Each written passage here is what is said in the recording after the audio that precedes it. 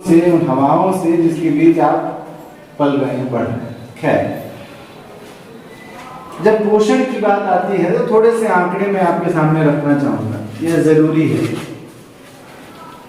तो वो आंकड़े जो है कि पहले तो ये है कि जब हम पोषण सप्ताह मना रहे हैं, ये पोषण क्या है ना? एक शब्द है जो आप लोग हमेशा सुनते होंगे, पालन पोषण। माता पिता परिवार आप सबका पालन पोषण करते हैं, क्या वो सिर्फ पालन करें और पोषण न करें? इसलिए दोनों शब्द साथ साथ हैं कि पालन भी तभी हो पाएगा, यानी तभी हम बच्चों को, बच्चियों को ठीक ढंग से बढ़ा पाएंगे, बड़ा कर पाएंगे, जब उनका पोषण सही होगा। पोषण मतलब आपको एक समुचित आहार मिले। भर पेट खाना खाने और पोषण युक्त आहार में फर्क होता है। आप कुछ भी खाकर पेट भर सकते हैं, पर उससे आपको प्रोटीन, विटामिन, खनिज, लोहा, आयरन, जो भी आपको चाहिए जिससे हमारा शरीर बनता है, वो सब कुछ नहीं मिल सकता पेट भरने से पैसा नहीं मिलता। खैर, शुरुआत करते हैं कुछ आंकड़ों से, जो अगर आप ध्यान से सुनेंगे तो हो सकता है कि अगर आज की पत्रकारिता की भाषा में कहा जाए तो दिल दहला दे सकता है। एक तो ये कि जब 2020 में पूरी दुनिया में एक तरह का सर्वे होता है, सर्वेक्षण होता है, उसको ग्लोबल हंगर इंडेक्स कहते हैं, यानी कि पूरी दुनिया में ये सर्वेक्षण किया जाता है कि कौन से देश में कैसी भूखमरी की स्थिति है। हंगर मतलब भूख, इंडेक्स मतलब की सूची। तो ये सूची पहली बार जो है 2017 में बनाई गई, उसके बाद फिर 2020 में बनाई गई। तो 2019 में जब ये सूची बनाई गई थी तो इसमें 117 देश, जो इस दुनिया के सर्वे करने वालों को बड़े देश, महत्वपूर्ण देश माना गया। तो उस सूची में 117 देशों की सूची बनाई गई। उस सूची में भारत जो है वो नीचे से 17वें नंबर पर था, 102 नंबर पर था। तो आप ये समझ सकते हैं कि इस देश में भुखमरी की क्या स्थिति है। और फिर वही सूची जब 2020 में बनाई गई, पूरी दुनिया का सर्वेक्षण किया गया, तो इस बार 117 की जगह 107 देशों का सर्वेक्षण किया गया। इसमें स्थिति थोड़ी सुधरी। कितनी सुधरी कि हम जो पहले नीचे से 17वें स्थान पर थे, अब 13वें स्थान पर आ गए। यानी 107 देशों की सूची में हम 94वें स्थान पर थे। हमारे पड़ोसियों की क्या स्थिति थी, जिनके बारे में लगातार आपको न्यूज चैनल बहुत सारी चीजें बताते हैं कि वहाँ टमाटर का दाम भी बढ़ गया है। अभी श्रीलंका की स्थिति खराब है, पर जब 2020 में सर्वेक्षण किया गया था तब भी इस तरह के बहुत सारे न्यूज आते थे कि वहाँ पर इसका दाम आसमान छू रहा है, लोग खा नहीं पा रहे, जो भी। उस सूची में श्रीलंका जो थी 107 देशों की सूची में 64वें स्थान पर थी। याद रखिए, भारत 94th पोजीशन पर था, 94वें पोजीशन पर। उसे 30 पायदान ऊपर था श्रीलंका। नेपाल की क्या स्थिति थी, जिसके बारे में हम सब जानते हैं कि छोटा भाई है, हम पे निर्भर है और पता नहीं, उस वो 73 नंबर। बांग्लादेश 75 और पाकिस्तान 85। यानी आपके जितने भी पड़ोसी देश थे, बहुत अच्छी स्थिति तो नहीं है कि 107 देशों में आप अगर 50वें नंबर पर हैं तो ये बहुत अच्छी स्थिति नहीं कही जा सकती, पर आपसे बेहतर है।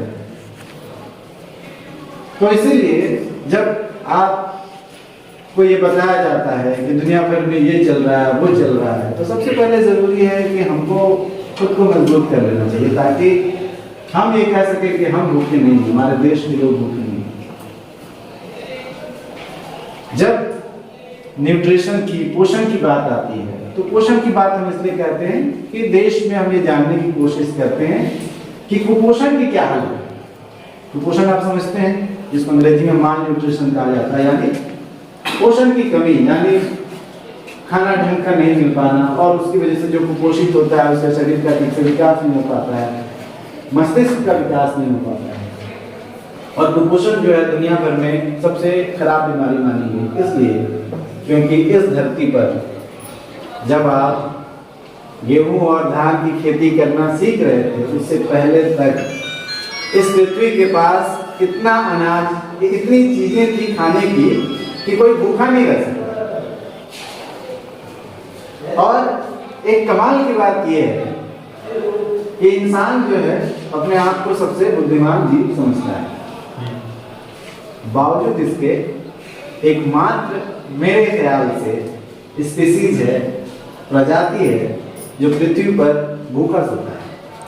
सही। शायद दूसरी स्पीसीज जानवर जो भी जिनको हम कम समझते हैं वो भूखे नहीं सोते, पर इंसान अपनी इतनी काबिलियत के बावजूद भूखा सोता है। और क्यों सोता है?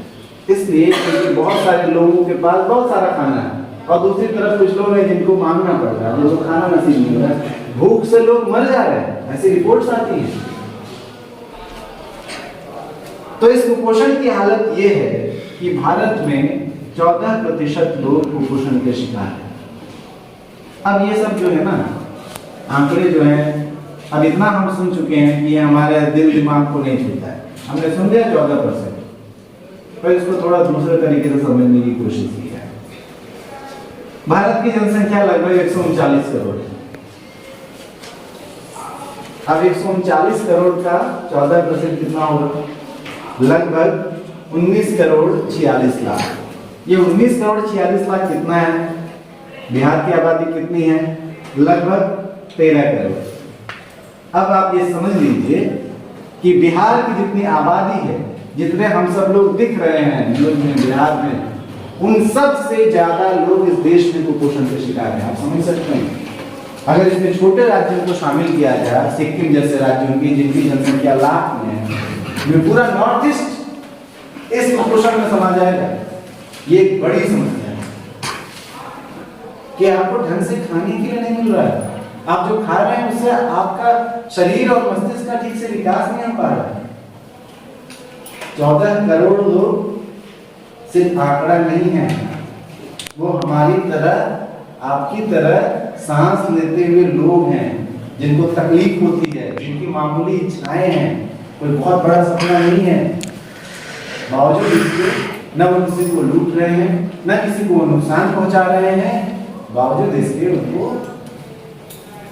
ढंग का पोषण नहीं मिल पा रहा, खाना नहीं मिल पा रहा। क्या एक समस्या नहीं है?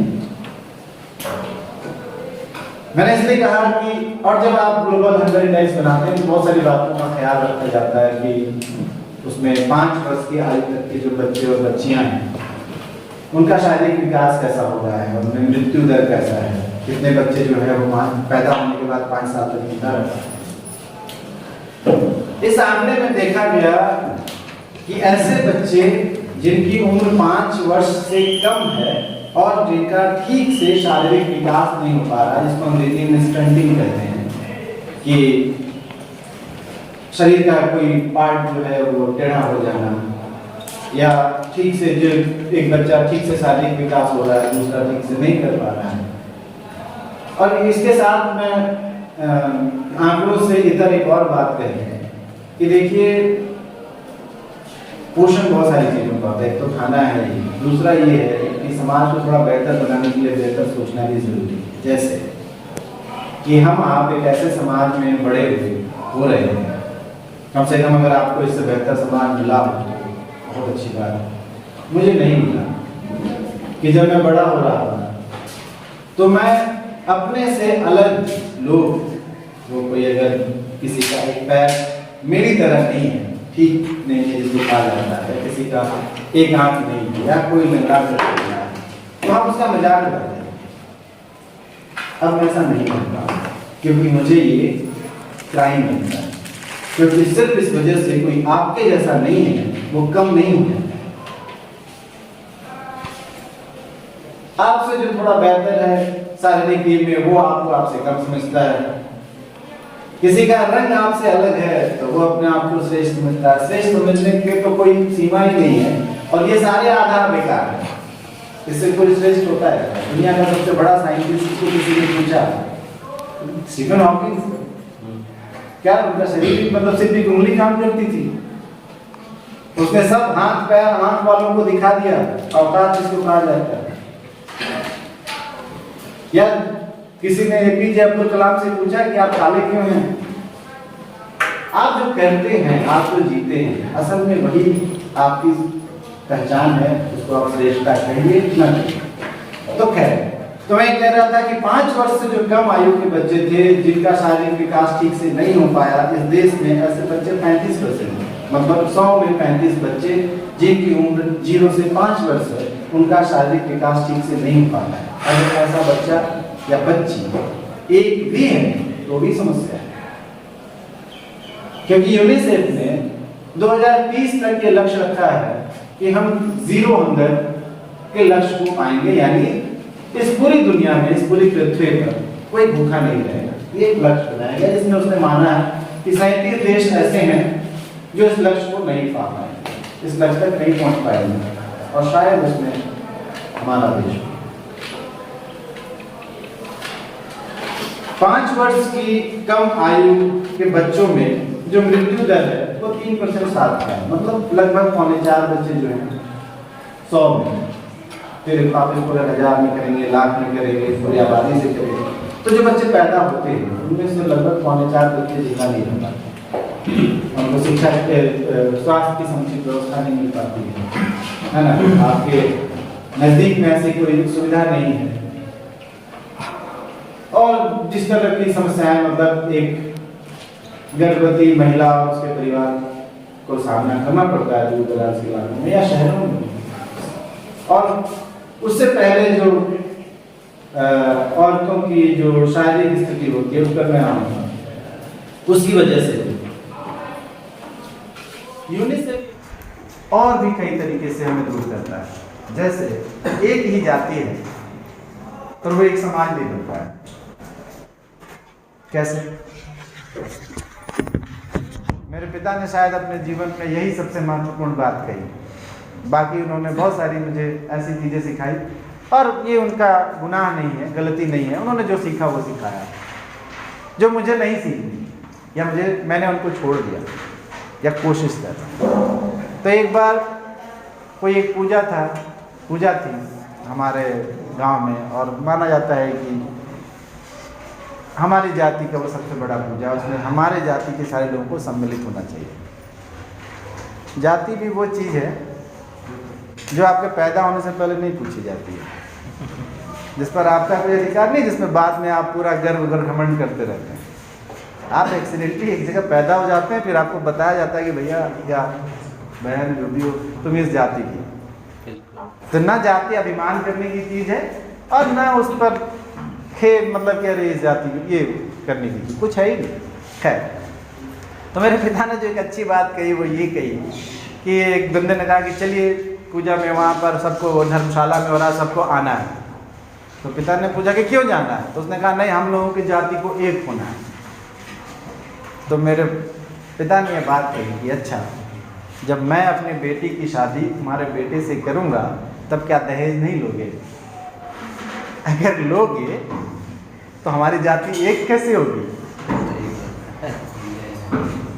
वो आई गई बात हो गई, लेकिन मुझे लगा कि अपने जीवन की सबसे महत्वपूर्ण बात मेरे पिता ने कह दी कि आप एक जाति के एक होने की तो बात करते हैं, पर उसके लिए कोशिश नहीं करते हैं। आप दहेज लेंगे लाख लाख रुपए, जिसके खिलाफ कानून बना हुआ है, आप जेल जा सकते हैं, आपका पूरा परिवार जेल जा सकता है, दहेज निरोधक कानून बना हुआ, पर क्या उससे कुछ हो रहा है? क्या लोगों को पता नहीं है? क्या व्यवस्था को पता नहीं है? जो व्यवस्था में शामिल है वो ले रहे हैं भाई। लेकिन अब आप कहेंगे कि नहीं, हमारा जाति श्रेष्ठ और मजबूत बने। कैसे बनेगा? आपने किसी से दहेज दिया हुआ है, उसके घर की हालत आपने खराब की हुई है। तो और दूसरा एक एग्जाम्पल, मैं ये अपनी श्रेष्ठता जाहिर करने के लिए नहीं कह रहा हूँ, मेरे एक पहचान की हैं यहीं जमालपुर में, बहुत मेहनत करती हैं, और अपने बल पर उन्होंने अपनी बेटी की शादी तय की है। कुछ मदद उन्होंने मुझसे ही मांगी, मैंने मदद नहीं की, मैं उनके साथ रहा उसमें। मैंने कहा कि मुझसे जितना हो सकता है, पैसा दिया है उन्होंने। अभी खूब धूम धड़ाके से शादी होगी, और शादी के बाद जब अनार खाने की जरूरत पड़ेगी तो अनार नहीं खाई जाएगी।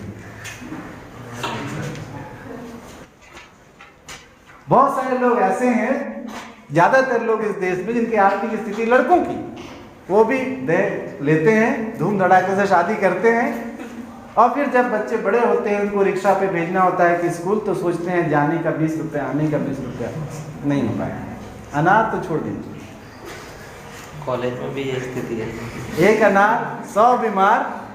मुहावरे का एक अर्थ ये भी है कि एक अनार के अभाव में 100 लोग बीमार पड़े हुए हैं। और इस अनार से हम सिर्फ इसलिए दूर हो गए क्योंकि हम एक समाज नहीं बन पाए, हम बेहतर इंसान नहीं बन पाए, हमें दूसरों का दुख नहीं सताता है।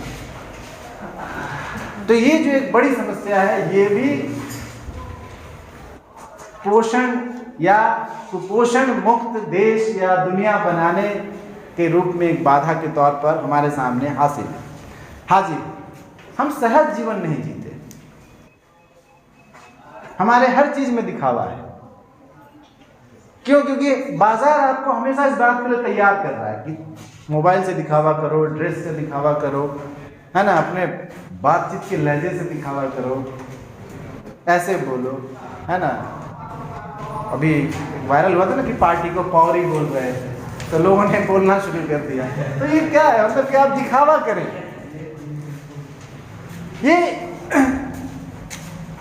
मतलब हम कमाल के लोग हैं। कमाल के लोग इसलिए कह रहा हूँ कि दुनिया भर में 2 चीज़ें सबसे बड़ी समस्या के रूप में सामने है। एक तो गोरे और काले का भेद, और दूसरा एक जाति व्यवस्था। पर हम इतने कमाल के लोग हैं कि पहले अपनी अपनी भाषा में ये अखबारों में लिखते थे, अब तो अंग्रेजी में भी लिखते हैं। पहले तेलुगु में लिखा जाता था, बांग्ला में, हिंदी में।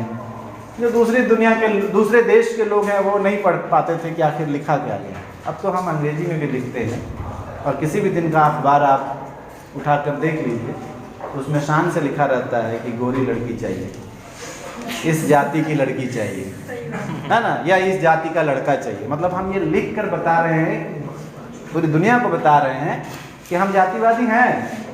बोलने की जरूरत नहीं, मैं लिख के दे रहा हूँ। और घर का एड्रेस लिख रहे हैं कि इस एड्रेस पे मैं रहता हूँ, फ़ोन नंबर के साथ,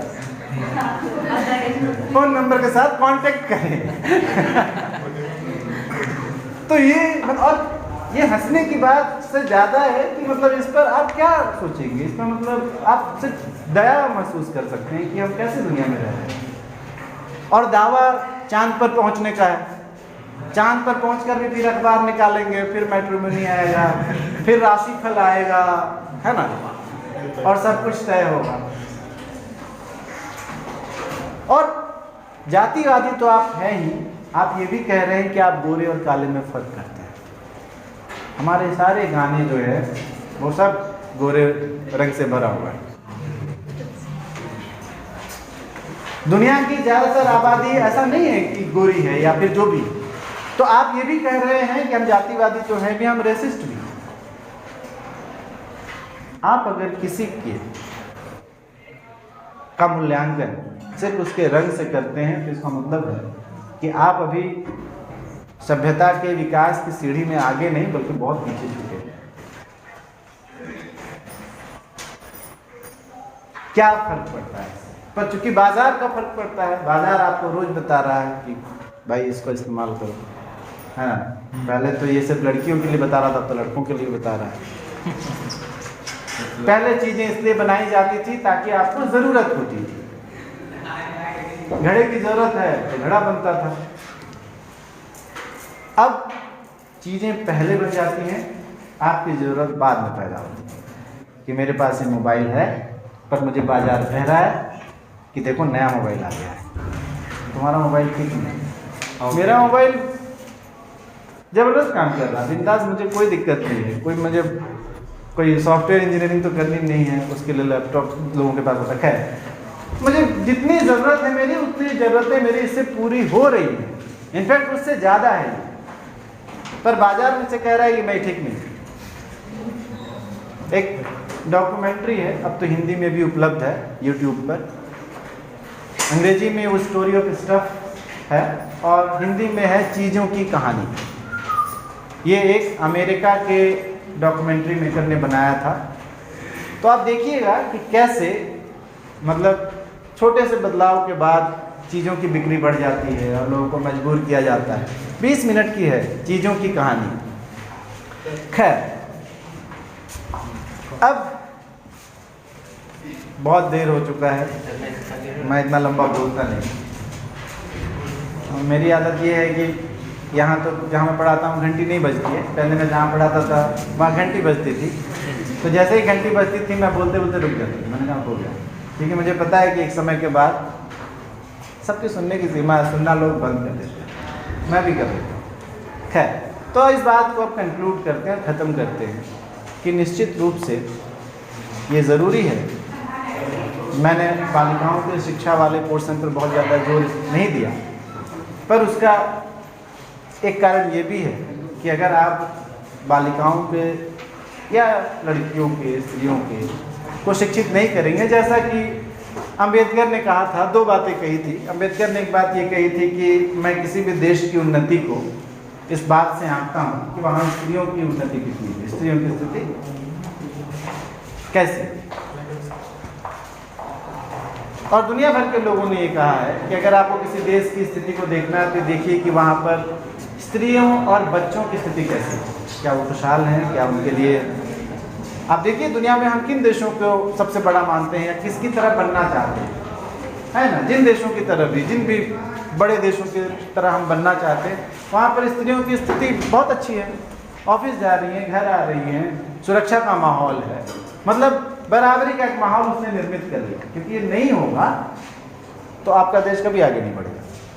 बहुत सारी चीज़ें हो सकती थी, यहीं इसी शहर में हो सकती थी, जिससे बहुत तरह के आय के स्रोत हो सकते थे। खैर, तो एक तो ये पोर्शन है। दूसरा, अगर आप पोषण मुक्त समाज बनाना चाहते, कुपोषण मुक्त अगर देश हमें हासिल करना है, तो न सिर्फ खाने पीने की सुविधा, बेहतर सुविधाओं का इंतज़ाम करना होगा, बल्कि ये भी तय करना होगा कि घर की समस्याओं की वजह से, निजी समस्याओं की वजह से लोग अनार से दूर न रह जाएं, सेब से दूर न रह जाएं। क्योंकि बहुत सारी ऐसी समस्याएं हैं जो सरकारी आंकड़े नहीं दिखा पाती हैं, वो किताबी होकर रह जाती हैं, और ऐसे वहाँ मौत भी एक आंकड़ा है। तो कहने का अर्थ ये है, स्वस्थ बनिए, न सिर्फ शरीर से बल्कि मन से भी। आपका जो लक्ष्य गीत है उसमें एक बात थी कि हम भी बेहतर बने और ये वसुंधरा यानी पृथ्वी भी बेहतर बने। तो ये मेरी अंतिम बात है कि सारी समस्याओं की जड़ जो मैं देखता हूँ वो ये है कि हम जिस धरती पर पैदा हुए, जिस प्रकृति के बीच पलते हैं, उसके प्रति हम बहुत कृतज्ञ हैं। कृतज्ञ मतलब क्या आपके ऊपर कोई एहसान कर रहा है और हम उसका अपमान कर रहे हैं। दो शब्द होता है, कृतज्ञ यानी कृतज्ञता ज्ञापन कहते हैं, लेकिन धन्यवाद कह रहे हैं। और कृतज्ञ वो होता है जो ऋणी है, जो ऋण लिया है, जो कर्ज आपसे लेता है, पर उसकी समझ उसको नहीं है। हम इस धरती पर चलते हैं, रोज चलते हैं, पर हमने कभी अपने जीवन में सर झुका करके इस पृथ्वी से नहीं कहा कि थैंक यू, कि तुमने मुझे हवाएं दी, तुमने मुझे पानी दिया, जीवन जीने की वो सारी चीज़ें दी जिससे हम इस धरती पर खड़ा हो सकते थे। मैं आपसे मुखातिब हो सकता हूँ, बात कर सकता हूँ। अभी साइकिल लगानी हो तो हम ये ढूंढते हैं कि छांव किधर है, यानी बहुत मामूली सी ज़रूरत भी, और ये पूरी करती है।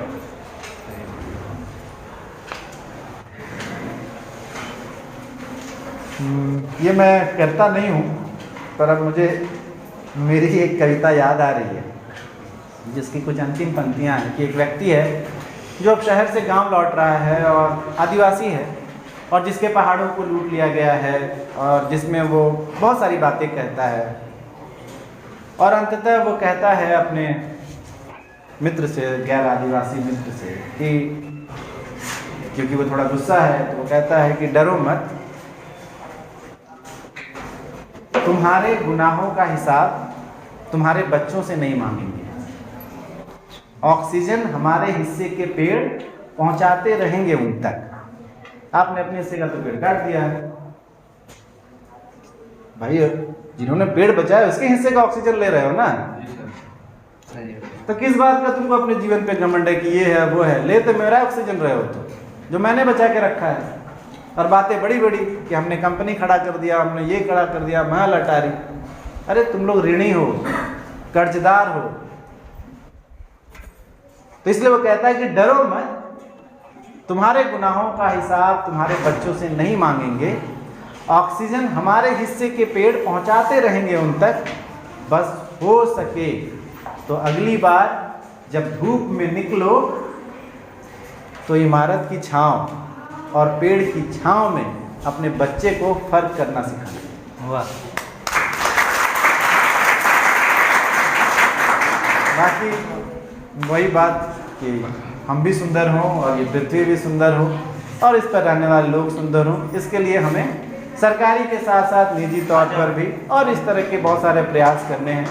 मुझे उम्मीद है कि जिस उद्देश्य से इस शिविर का आयोजन किया गया है, जिस उत्साह से रोज़ आपके साथ लोग बातचीत कर रहे हैं, कुछ न कुछ इसका असर जो है हमारे इस पृथ्वी के सुंदर होने पर पड़ेगा। मतलब जैसी आज है, मैं ये उम्मीद करता हूँ कि दुनिया कल इससे बेहतर है, क्योंकि अगर ये उम्मीद नहीं होगी तो फिर आप बचेंगे भी नहीं। तो आप सब लोगों का इस प्रयास के लिए, आप सब लोगों के द्वारा मुझे इतनी देर तक इतने अच्छे ढंग से सुनने के लिए बहुत धन्यवाद, और यहाँ आमंत्रित करने के लिए भी चंदन सर का बहुत बहुत धन्यवाद। आपने मुझे इतनी देर सुना, बेहद धन्यवाद। Thank you.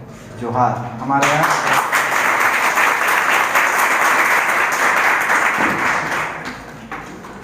बहुत ही अच्छा लेक्चर रहा। मैं जब पूरा रिकॉर्ड कर रहा था लेक्चर को तो मेरे मोबाइल ने जवाब दे दिया। तो फिर मैंने क्या किया कि ऑडियो रिकॉर्डिंग स्टार्ट कर दी, जो अभी तक शायद चल रहा होगा।